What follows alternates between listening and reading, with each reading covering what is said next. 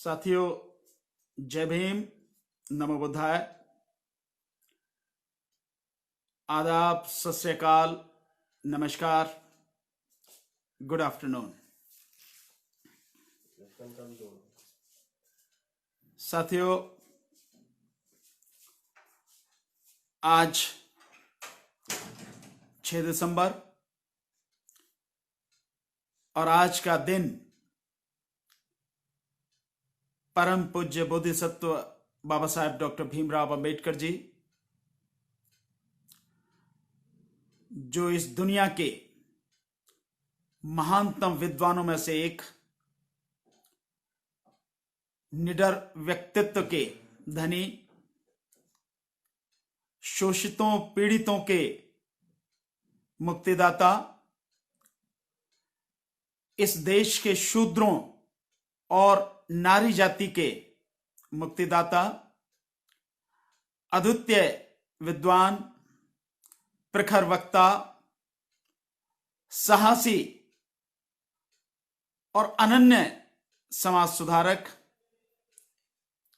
ऐसे परम पूज्य बोधिसत्व बाबा साहब डॉक्टर भीमराव अंबेडकर जी, जिन्होंने इस देश का संविधान लिखा, आज उनका महापरिनिर्वाण दिवस है। आज उनके महापरिनिर्वाण दिवस पर मेरी तरफ से और राष्ट्रीय जनहित संघर्ष पार्टी की तरफ से तथा मानव सुरक्षा एवं विकास संगठन की तरफ से उनके चरणों में, परम पूज्य बोधिसत्व बाबा साहब डॉक्टर भीमराव अंबेडकर जी के चरणों में कोटि कोटि नमन और उनके महापरिनिर्वाण दिवस पर उन्हें भावभीनी श्रद्धांजलि। साथियों, मैं और मेरे जैसे करोड़ों लोग आज इस देश में, इस दुनिया में सम्मान का जीवन जी रहे हैं, तो उसके लिए सबसे ज्यादा योगदान अगर किसी का है तो वो परम पूज्य बोधिसत्व बाबा साहब डॉक्टर भीमराव अंबेडकर जी का है। अगर उन्होंने आजीवन हम सब के लिए संघर्ष न किया होता तो हम में से कोई भी आज जहां पहुंचे हैं यहां तक नहीं पहुंच सकता था। इस देश की व्यवस्था को, 3,500 साल की व्यवस्था को जिस तरह से उन्होंने अपनी प्रखर सूझबूझ और अपने साहस से, बिना किसी को एक थप्पड़ मारे, बिना किसी को एक गाली दिए, एक झटके में बदल दिया,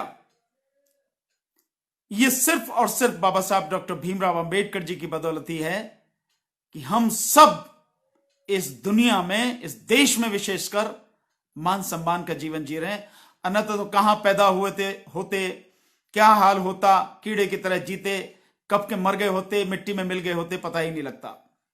लेकिन उनकी बदौलत हम मान सम्मान का जीवन जी रहे हैं। आज मैं एडवोकेट हूं, वकील हूं, मेरे जैसे कितने लाखों वकील हैं, करोड़ों और कितने शिक्षित लोग हैं, जिनमें स्टूडेंट भी हैं, प्रोफेसर्स भी हैं, जिनमें डॉक्टर भी हैं, इंजीनियर भी हैं, साइंटिस्ट भी हैं, हर क्षेत्र में जो भी हैं, सिर्फ और सिर्फ उनकी बदौलत।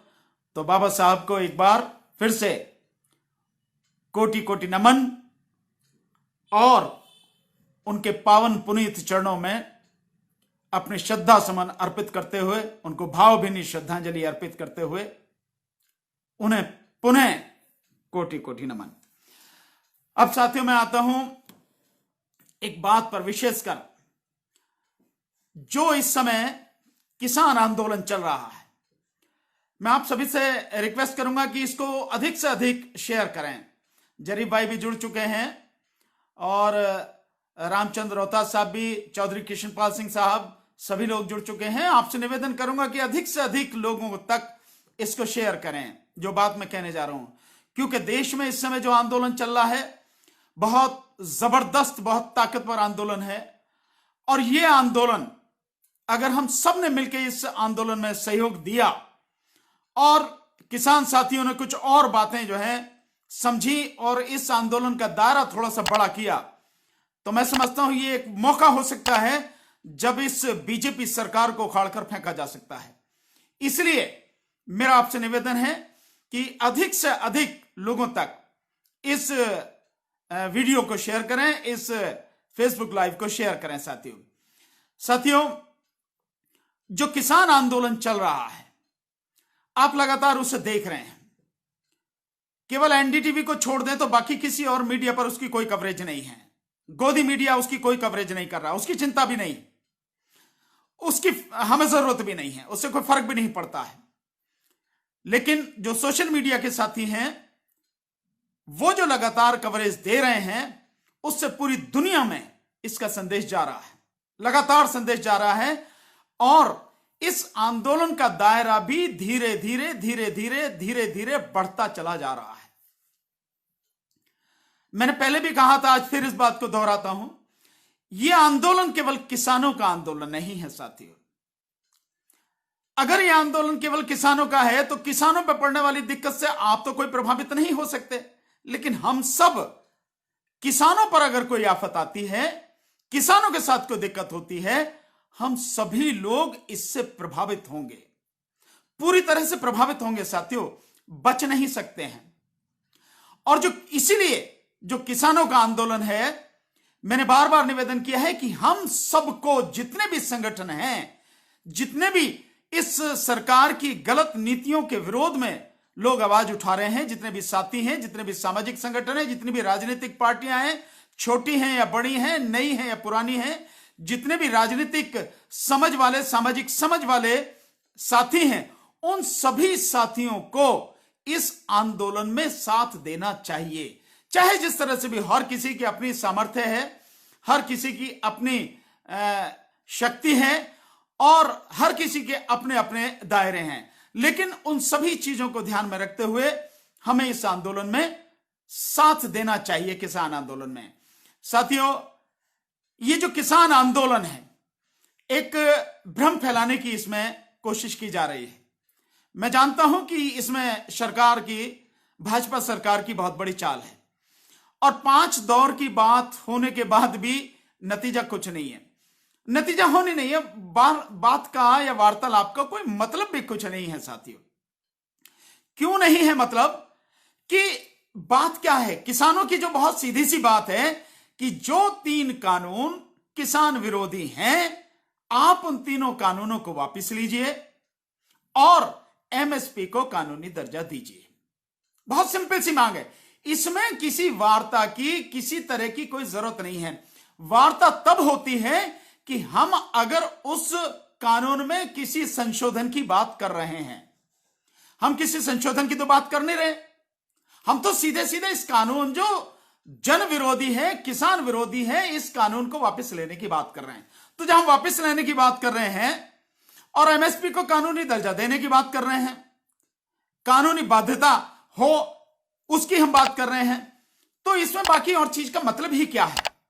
इसमें वार्तालाप का या बातचीत का, बातें करने का कोई मतलब ही नहीं है। लेकिन फिर भी उसके बावजूद भी सरकार बात करने की बात कर रही है।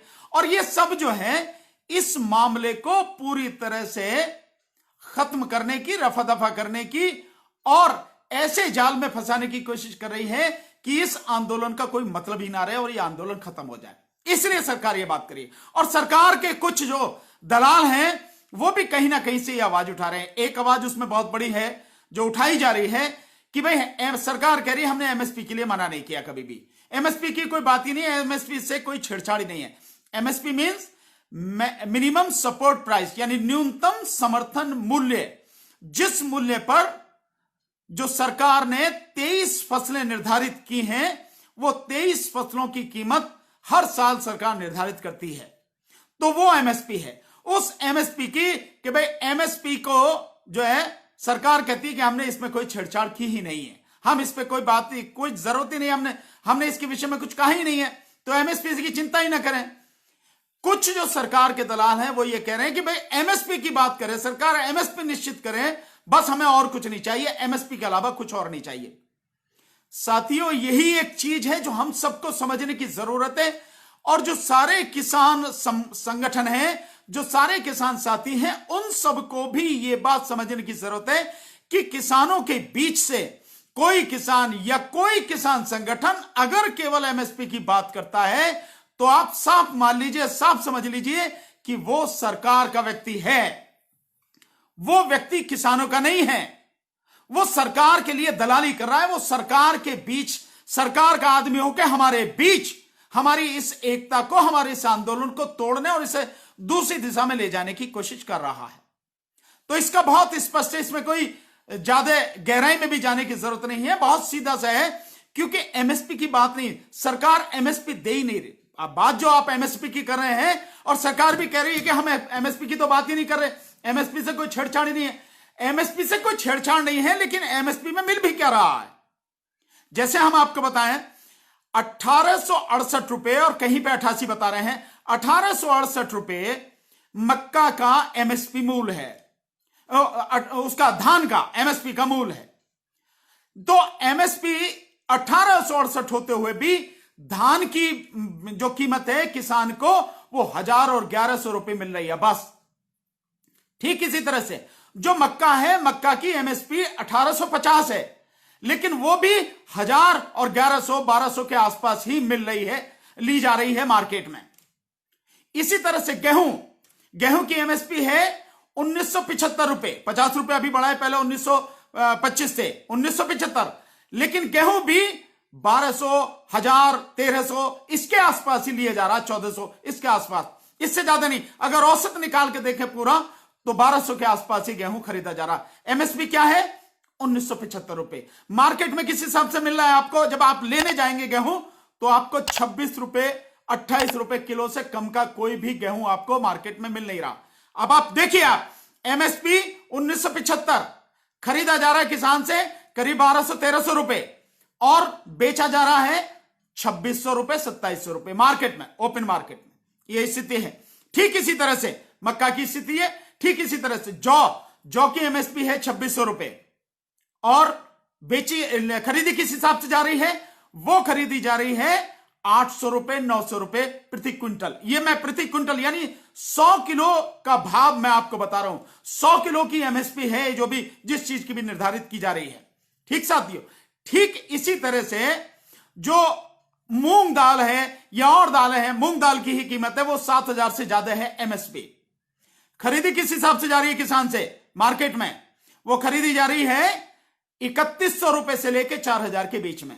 अब आप देख रहे हैं अंतर, यानी कि आधी कीमत पर किसान से, जो एमएसपी सरकार ने निर्धारित कर रखी है उस एमएसपी से आधी कीमत पर 40% पर, 45% कम पर और कहीं 30% कम पर, इस तरह से इतने कम पर वो अनाज किसानों से खरीदा जा रहा है। तो एमएसपी का मतलब क्या हुआ? कोई मतलब नहीं हुआ एमएसपी का।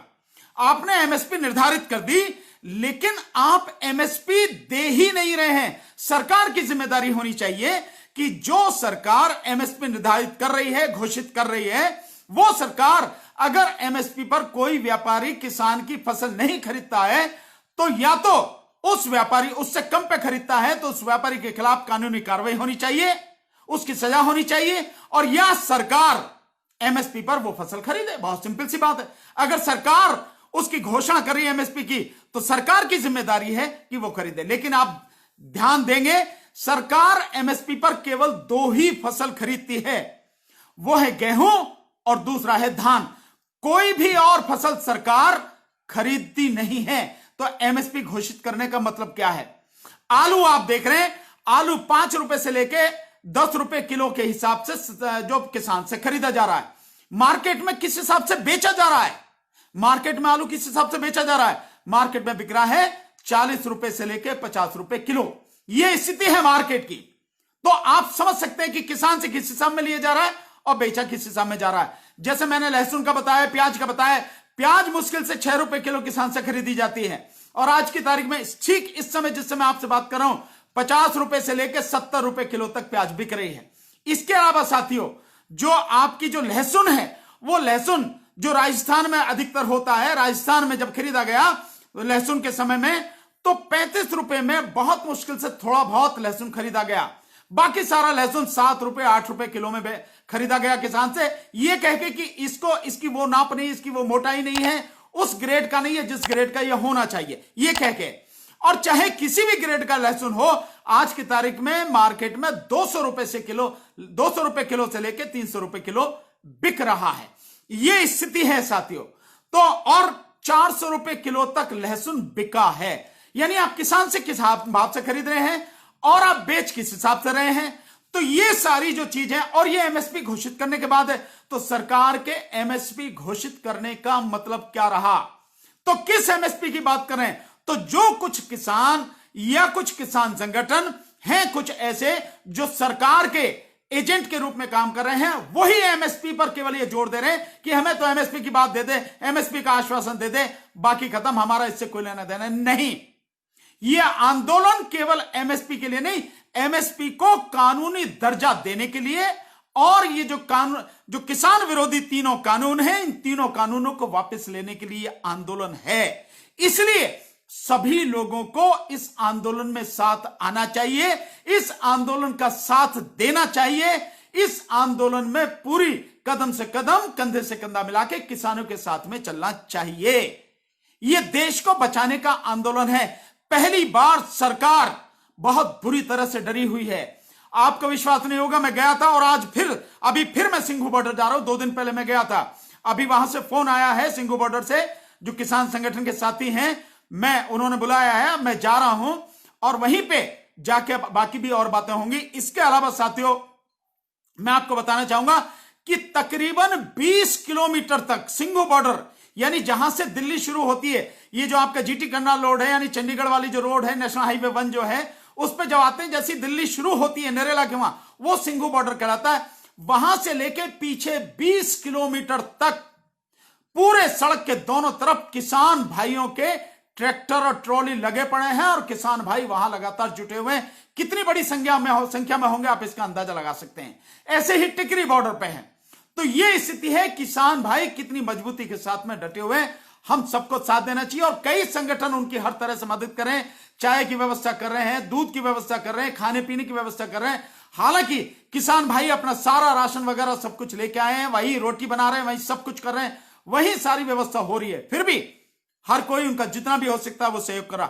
हम सबको भी उनका सहयोग करना चाहिए। मैं उस दिन गया था तो मैं कह के आया था कि जो जहां तक वकीलों की बात है, वकीलों का पूरा समूह आपके साथ में है, हर तरह से आपके साथ में रहेगा। आंदोलन में जिस तरह की भी जरूरत हमारी पड़ेगी, नीचे से लेकर ऊपर तक हम आपके साथ में खड़े हैं।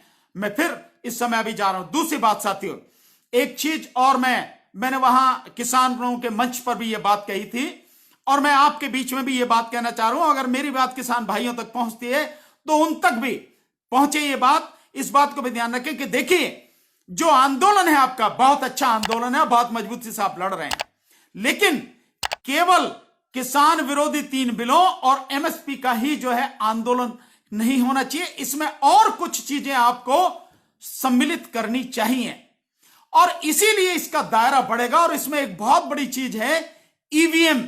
मैंने वहां मंच पे उस दिन बोला था कि आप अगर अपनी लड़ाई जीत भी जाते हैं, आपकी मांगे जो कि तो सरकार मान भी लेती है, तो भी सरकार बनी रहती है। और जब तक बीजेपी सरकार बनी रहेगी तब तक इस देश की समस्याओं का समाधान होता नहीं है, समाधान होगा नहीं। क्योंकि समस्याओं की असली जड़ है भारतीय जनता पार्टी की सरकार, मोदी सरकार, मोदी की केंद्र सरकार। यही सारी समस्याओं की जड़ है और जब तक इस सरकार को उखाड़ कर नहीं फेंक दिया जाए तब तक इस आंदोलन को रुकने नहीं देना चाहिए। इसलिए मैंने उनसे निवेदन किया था कि ईवीएम का आंदोलन भी इसके साथ में ऐड किया जाना चाहिए, ईवीएम का मुद्दा भी इसमें ऐड किया जाना चाहिए। और मैंने बहुत स्पष्ट रूप से कहा, अब फिर इस बात को कह रहा हूं कि इस आंदोलन का दायरा बढ़ाने के लिए, इस आंदोलन को और पूरा राष्ट्रव्यापी बनाने के लिए ईवीएम और इसके अलावा और भी जो मुद्दे हैं उनको भी जोड़ना चाहिए। पर और नहीं तो कम से कम ईवीएम जरूर जोड़ना चाहिए। और ईवीएम के साथ कि ईवीएम हटाओ, बैलेट पेपर लाओ, मोदी सरकार इस्तीफा दे और लोकसभा को भंग करके दोबारा से बैलेट पेपर के माध्यम से लोकसभा चुनाव कराए जाएं। ये मांग भी स्पष्ट रूप से इसमें जोड़ी जानी चाहिए। अभी मैं इस ईवीएम के लिए मैंने बार बार कितने उदाहरण दिए हैं, लगातार हम लोग इसकी लड़ाई लड़ रहे हैं, पूरे देश में लड़ रहे हैं और पूरे देश से लगातार ईवीएम समर्थक जो साथी हैं वो इस किसान आंदोलन का समर्थन भी कर रहे हैं लगातार। मैं एक उदाहरण अभी बताता हूं आपको। अभी महाराष्ट्र में विधान परिषद का चुनाव हुआ है। विधान परिषद के चुनाव में बीजेपी की बहुत करारी हार हुई है। क्यों हुई है? क्योंकि वहां पे बैलेट पेपर से चुनाव हुआ है। जो महाराष्ट्र में नागपुर की जो सीट है, जो पिछले 50-55 साल से बीजेपी के पास में थी, वो सीट उनके वहां से हाथ से निकल गई, बुरी तरह से वहां से वो हारे हैं। और क्या है महाराष्ट्र, नागपुर में क्या है? नागपुर में आरएसएस का गढ़ है, नागपुर में आरएसएस का हेडक्वार्टर है, नागपुर में नितिन गडकरी वहीं के रहने वाले हैं, उनकी लोकसभा है। उस सब के बावजूद भी क्योंकि चुनाव बैलेट पेपर से हुआ, बुरी तरह से बीजेपी की हार हुई है। इसलिए मैं बार बार कहता हूं, जहां भी बैलेट पेपर से चुनाव होंगे, जिस जगह भी बैलेट पेपर से चुनाव होंगे, वहां बीजेपी को मुंह की खानी पड़ेगी, वहां बीजेपी औंधे मुंह गिरेगी। इसलिए ईवीएम का मुद्दा भी इस आंदोलन में शामिल करना चाहिए, क्योंकि ईवीएम का मुद्दा राष्ट्रव्यापी मुद्दा है, जैसे किसानों का मुद्दा है। और मैंने कहा, अगर भाजपा सरकार रहेगी तो समस्याएं बरकरार रहेंगी, और भाजपा सरकार को जाने के लिए केवल एक ही तरीका है कि इस देश में बैलेट पेपर के माध्यम से चुनाव होना चाहिए, ईवीएम को बंद करना चाहिए। जिस दिन बैलेट पेपर से चुनाव हो जाएगा, बीजेपी का सूपड़ा साफ हो जाएगा। मैं पूरे विश्वास के साथ इस बात को आपको कहता हूं साथियों। इसलिए इस आंदोलन में ईवीएम के आंदोलन को भी, ईवीएम के मुद्दे को भी जोड़ा जाना चाहिए।